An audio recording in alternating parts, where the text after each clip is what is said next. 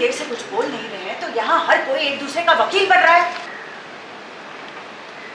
प्रेम, तूने पराग और ख्याति से अपनी गलतफहमी की माफी मांगी, बहुत अच्छा किया, एकदम सही किया। लेकिन इस ख्याति की वकालत करना बंद कर। जिसने किया है वही भुगतेगा। तू क्यों इसका पाप अपने सर ले रहा है? तू क्यों माफी मांग रहा है?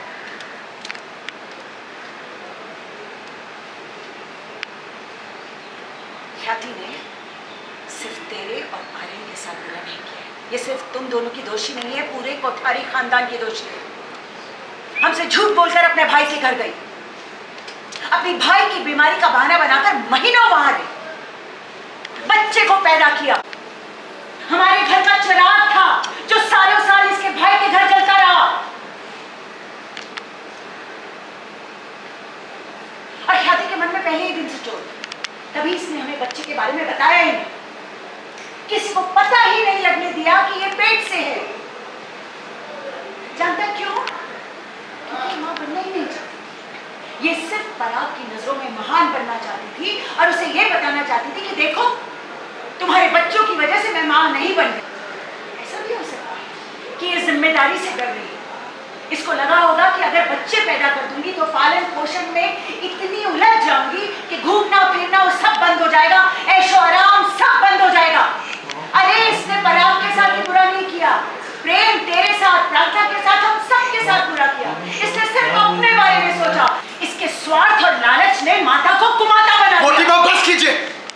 अगर ये लालची होती तो अपने बेटे को ऐसे छोड़ती नहीं। मैं तो इनसे नफरत करता था। अगर ये चाहती तो अपने बेटे को यहाँ ला सकती थी। अगर ये चाहती तो आर्यन को इनके करीब लाकर मेरा हिस्सा भी उसे दिलवा सकती थी, मेरे हक का हिस्सा भी उसे दिलवा सकती थी वो। लेकिन इन्होंने ऐसा किया नहीं। उल्टा ये मुझे ढूंढने की कोशिश करती रही, तप त्याग व्रत सब कुछ करती रही ताकि मैं घर में वापस आ जाऊं। अगर ये स्वार्थी होती तो आज आर्यन कोठारी एम्पायर का मालिक होता। मैं ही पागल था जो इनके इस रूप को देख नहीं पाया। और किस आजादी की बात कर रही है आप? हाँ, कौन से ऐश, कौन सी आजादी की बात कर रही है आप? कौन आजाद है इस घर में?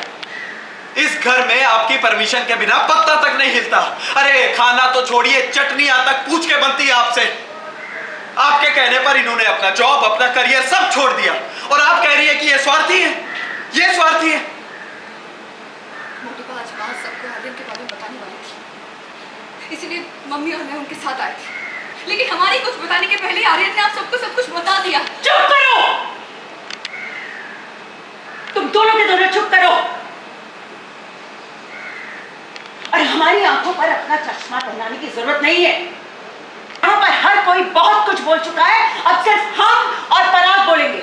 सुनिए, एक मिनट वसुंधरा जी, एक मिनट।